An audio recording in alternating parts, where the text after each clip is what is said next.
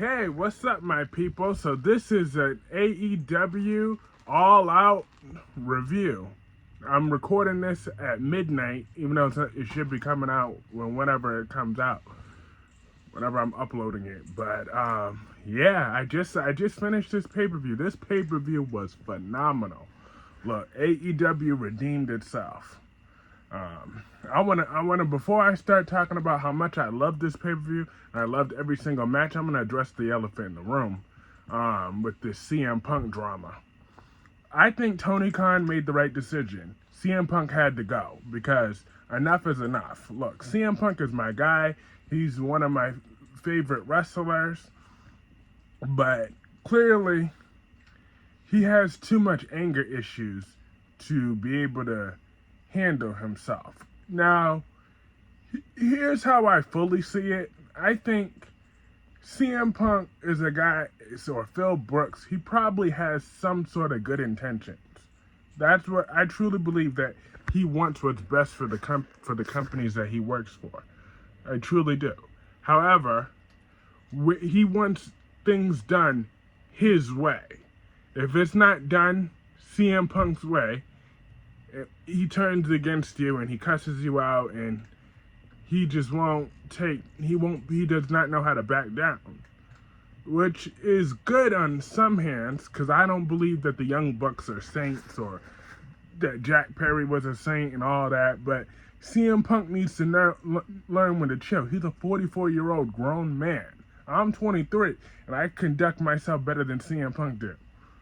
So, like, at one point, enough just has to be enough. You know what I mean? So, he deserved to be fired. And I think Jack Perry should be fired too, to make an example that we're not going to tolerate this, you provoking other wrestlers either. We're not going to tolerate this childish wordplay any longer. I don't care if Jack Perry thought, oh, I was just trying to create heel heat. That was not necessary. Your storyline feud for heel heat was against Hook. You did not need to take a back shot about your arguments about you throwing a little hissy fit about that. You didn't need to do that, Jack Perry. So you should be fired too. And Tony Khan, I have some new respect for you though for firing CM Punk, because we all know you come across as a little rich fanboy, but you impressed me with that. So, yeah. But that's with that. Now I want to get into this phenomenal TV episode. Like I said, this was one of my favorite pay-per-views ever. This was worth every dime. I ordered this on my DirecTV box, and I don't regret it one bit, because this was just phenomenal wrestling. And I'm so happy that it's not going to be overshined by nonsense drama. So let me get right into this first match. So let me finally get into the first match. We started with Dark Order, Alex Reynolds and John Silver. They took on Ring of Honor Tag Team Champions MJF and Adam Cole. This was a good match. The selling point of the match was when they had effed up MJF's neck, so Adam Cole had to fight them off himself. But MJF and Adam Cole, they're really over with the crowd, and you know, I believe that MJF is a real life asshole. I really truly believe that with every fiber of my being. But I don't care. I'm a mega fan of his. As long as he don't disrespect me directly, then me and him are good. Because he disrespect me, I'm jumping over that barricade and beating his ass. I'm just kidding. But maybe I'm not. But yeah, he's a really talented performer. I believe now that CM Punk's gone, he's the genuine draw of this company is MJF. I hope he's the face of this company for years and years and years to come. And this promotion will be successful under his leadership, because he is really good. He's good on the mic. He's good on the ring. It was just some good action. Of course, Adam Cole was holding his own for a while. Then they were ganging up on him after a while. So MJF came running out, and he got the hot tag in, and they hit that double clothesline. Then MJF won. MJF and M Cole won. Then after the match, Samoa Joe came out. He done pushed past MJF, and that was a callback to the NXT, because when Samoa Joe was the NXT champion, MJF was a security guard, and Joe shoved him there. So this time, MJF came in and he fought Samoa Joe back in the ring until all of them had to come and separate. All those security guards had to separate them. So I'm here for MJF versus Samoa Joe feud. I'm strongly here for that, because that would be really refreshing. Because I recently, just today, I put Dynamite back on my DVR, because I boycotted Dynamite for the last year because I was siding with CM Punk. But now that that's settled, now that he's gone, I'm decided to watch Dynamite again. And if it's going to be Samoa Joe and MJF feuding, I'm very much here for it, because they're about to have another pay-per-view next month. And if Samoa Joe and MJF is on that card, I'm definitely ordering that too and reviewing it. So yeah. But that was an excellent match. I grade this first match a solid B+ performance, I would say. An A for the crowd reaction for the match, but a B+ for the actual in-ring action of the match. Because like I said, it was more of the story than the match itself. So yeah. But moving on to the next match, we had Samoa Joe took on this guy who I've just seen for the first time. Apparently he was in Ring of Honor. His name is Shane Taylor. They had a really good match though. Surprisingly. It was well, actually it's not surprising. It's Samoa Joe. Of course it's gonna be a good match, but Shane Taylor impressed me, because I never saw him. I've never seen him wrestle before. So he was throwing Samoa Joe around in the beginning of that match. They was going back and forth, but he was throwing Samoa Joe around, lifting him up, doing this, doing that. I was like, okay. Had some convincing near falls, because at first I thought there was a chance that he might win, because don't forget Samoa Joe and MJF just had that little confrontation, but it didn't come down like that. MJF didn't get involved, so Samoa Joe did win by the count out, but I mean no, not by the count out, by the chokehold. So that was a really good match. I give that match an A for me personally. I thought that was an A worthy match. So moving on next, we had Luchasaurus versus Darby Allin, with Nick Wayne and Christian Cage at ringside. Look, I really enjoy the Luchasaurus and Christian Cage match, TNT run, because like I said, I'm looking forward to the conclusion of that story. Is when because it's inevitable that Luchasaurus is gonna eventually turn on Christian Cage and hold his belt in the air for the first time ever. I can't wait for that moment. I know the crowd is gonna pop like hell when that finally happens. In the meantime, his match with Darby Allin, I agree with Bleacher Report's grade. I would give it a B-. Because they had all that unnecessary, this is my opinion, they had like a bunch of unnecessary blood, like when he smashed him in there. I didn't think blood was really needed in this match. But Darby did blade, so yeah, it was Luchasaurus was dominating him throughout the majority of this match. Until like towards the end, Christian Cage had Nick Wayne pinned down. He's about to hit him in the head with a chair. So Darby got distracted, and then that's when Luchasaurus was able to take advantage, and he was able to retain the championship. But yeah, this was, like I said, that was a good good match, but I'm happy that Luchasaurus gets to keep the belt so they keep that long-term story going, because the TNT belt has a history of being a prop, being being switched back and forth, back and forth, back and forth, back and forth like a quicker than a hot potato. So if they actually let this story play out for at least 6 months to a year, I would really be happy with that. Before they let Luchasaurus lose the belt, and I'm really impressed with Nick Wayne as a performer, as a character on there. Like, I know he's only 18 years old, but I'm really impressed with him.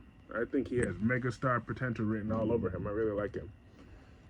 And that's very rare that I feel that way about young wrestlers. So there's something in him that I see strong potential in. Because trust me, I'm not easy to please when it comes to wrestlers. I usually fast forward with no hesitation. But when I saw him wrestling, I instantly paid attention. So Nick Wayne, you got a solid future on your hands if you keep up the good work. And now getting into the fourth match, we had Powerhouse Hobbs versus Miro. Now this was some good old wrestling going on right here. This was some good stuff. We had a lot of back and forth. Miro was taking it to Powerhouse Hobbs. The crowd was all into it. They had some good moves, spine busters, back and forth. That was a really, really, really good match. Like, almost definitely in the top 3 of match of the nights. It was really good, but Powerhouse Hobbs lost when he finally tapped out. He tapped out to Miro's submission, and they shook hands afterwards until Powerhouse Hobbs turned on Miro, and then we had Lana come up in there. Ooh, Lana was looking good tonight. I mean, damn, them curves. I was looking at her. I was like, ooh, that woman was fine. Cause I was in the Cultaholic live chat, and I super chatted this. I said, you know what? I would cause what happened was Powerhouse Hobbs was beating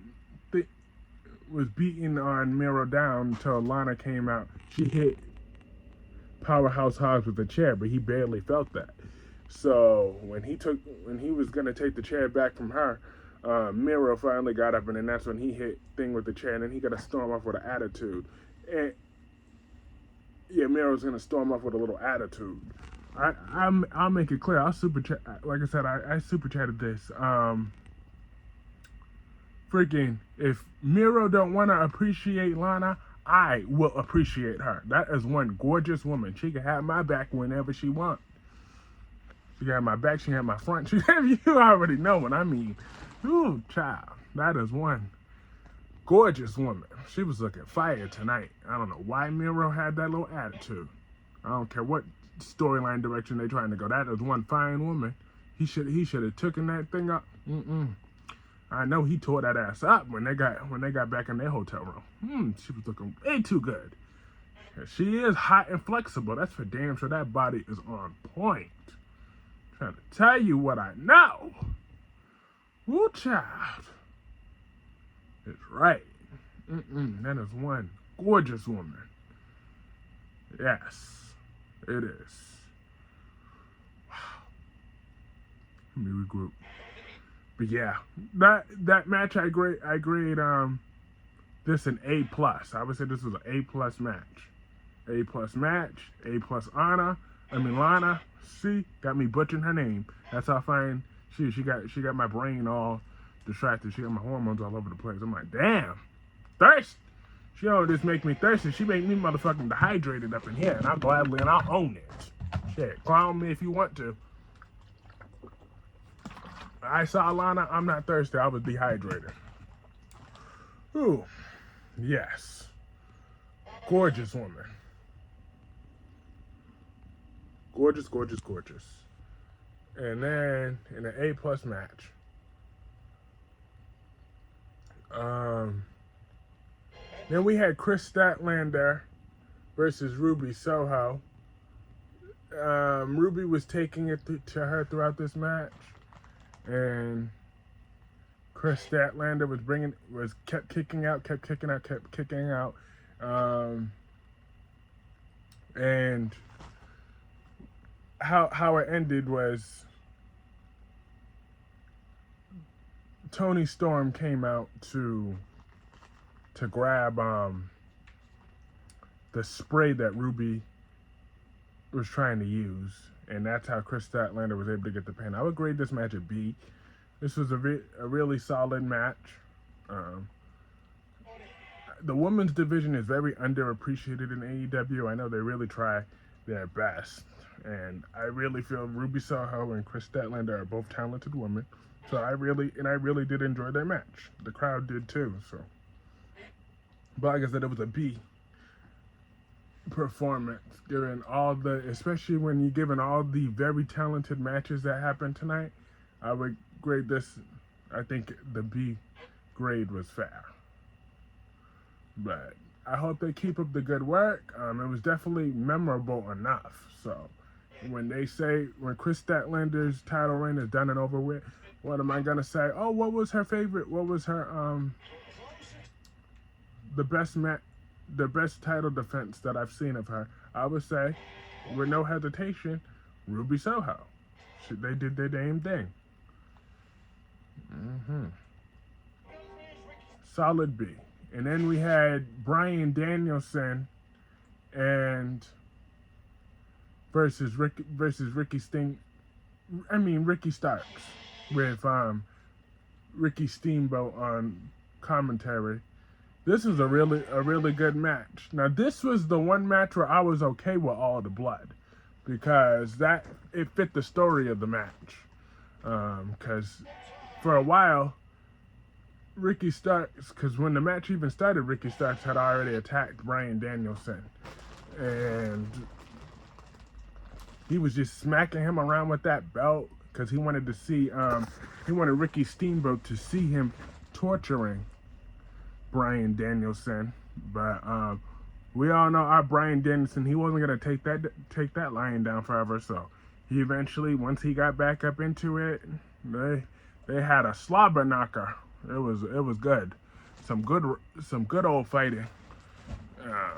I loved it when Bryan finally got to beat Ricky with the belt, and then we had the big dude come on out.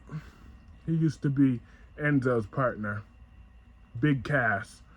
He done came out, and Ricky got up and handled him for a second until he tried to choke him. And then Bryan Danielson, of course, intervened again to stop that from going down. And then Bryan Danielson finally choked Ricky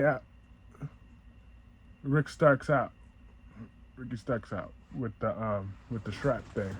I would grade this match an A+. It was some good match. It was a really good match. The blood was very necessary in the story, and I'm happy that Bryan Danielson got the win, because that man is a living legend. I'm very grateful to have him. We lost some great people lately. I'm still shaken up a little bit about Bray Wyatt. He's one of my favorites of all time. And I remember Bray Wyatt and Daniel Bryan, they had some epic matches in their day. So definitely, I'm very grateful that Bryan Danielson is around to create AEW classics, and this was a really good one. So I grade this match an A+. We're moving on. One second. Ooh, it was a lot of wrestling tonight. And I stayed up for every single bit of it. So I'm even recording this, like I said, past midnight. Recording this, I didn't even go to sleep or rest in the morning to get that, and I wouldn't have made a difference if I still would have had to double check. We had that tag team match with with the pure Ring of Honor Hachu Shibuti, something like that, teamed up with Eddie Kingston to take on Wheeler Yuta and Claudio Castagnoli. Now I thought this match was like a B minus, to be honest with you. It was okay, it was decent. But to me, this was kind of, in my honest opinion, this was my least favorite match of the entire card. Out of all of them, I didn't really care. And I thought the ending was a little anticlimactic because Claudio won with the elbow. So I'm like, okay, cool. The Bleacher Report gave this match an A minus, but gave Bryan Danielson and Thing a B plus. Like, I'm like, if you don't at the very least flip that over, because no. So you saw what my grade was for that match, and this match was the B minus one. Even the crowd was a little bit flatter for this match than they were for the other one. So, like I said, but decent. It was decent though. So I'm cool with that. So I'm about to move on very shortly. I'm assuming that means probably at the next pay-per-view we're gonna get Claudio versus Eddie Kingston for the Ring of Honor belt. I'm like, okay. Now the next match we had Kenny Omega versus I'm gonna get better though. If I start reviewing more AEW pay-per-views, I'm gonna get better at pronouncing some of these Japanese names. Ono Takesha versus Kenny Omega. Now this was an A+ match.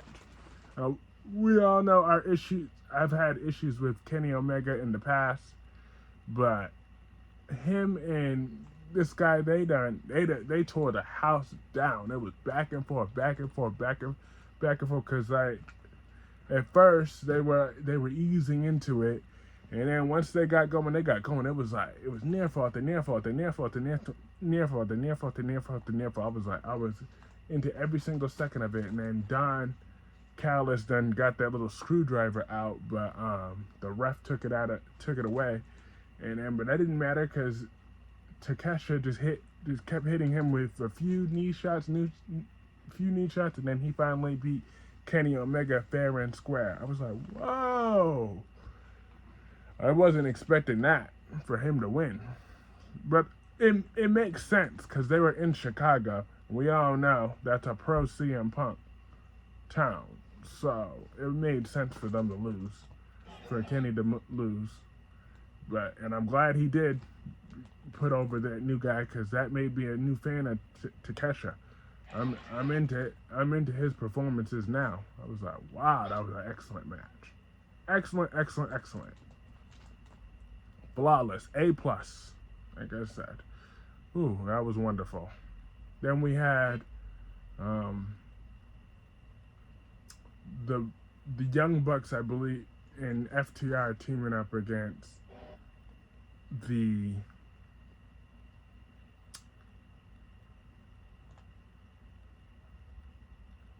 Bullet Club.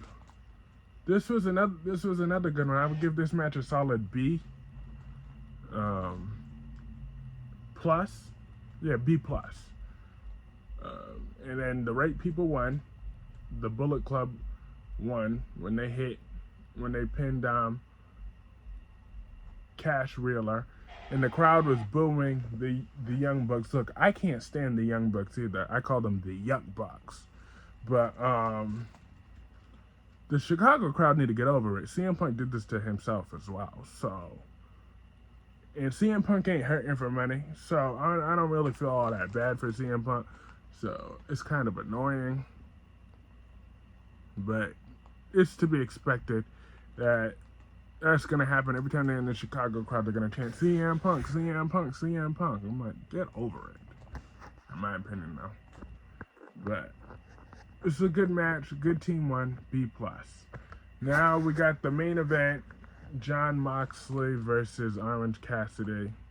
A-, I guess. I didn't really care for all that blood. Now this was the one I didn't like. I didn't like the blood all up in it. Cause why every freaking Jon Moxley? At least Jon Moxley wasn't the one actually bleeding. He was the one. Orange Cassidy was the one that was bleeding. But he did his thing.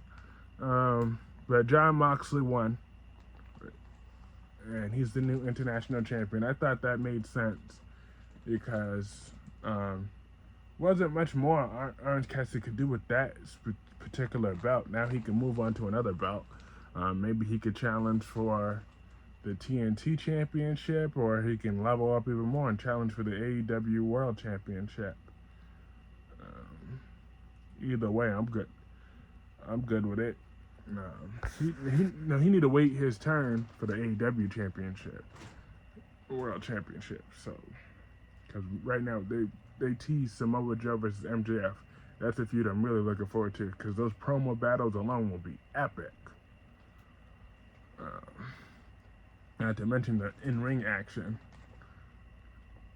So, Orange Cassidy could wait a little longer. Could probably have a rematch with Jon Moxley at the next pay-per-view. Like I said, I grade that an A- because I'm happy they gave that championship thing the main event spotlight. So, that was cool. Now, that was everything with this show. Like I said, this was a really, really, really, really, really good pay-per-view. I really loved it. I don't regret buying it at all. I stayed up for every single match. I was into every single match. Tony Khan, keep up the good work. This was a great way to rebound from all this drama that you've had going on forever. So, AEW, if you want to build new stars, just keep booking your shows like how you did tonight. Because one thing I liked, because even there was only 3 matches that had the blood in it, so that was very spaced out, and they all felt like unique. It didn't feel like this show didn't feel like repetitive. Like each match gave me a little bit something different to look forward to. So I felt like it kept getting better and better and better with each match. So I really love that pacing, and like I said, I wish Tony Khan and all of them all the best. I will be watching Dynamite and Collision now. I'm still not watching Rampage because you can only watch for so much. I watch Raw, SmackDown, NXT, Dynamite, and Collision. That's more than enough wrestling, not to mention the pay-per-views when they air. So that's more than enough wrestling for me for now. And besides, Rampage usually have useless matches on there anyways. So what's the point? But nothing was useless about this card tonight. It was really, really, really excellent. I want to know what y'all thought about this episode in the comment section below, what you thought about the pay-per-view altogether. And I will see you all later. Thank you for watching. Have a great day. Peace.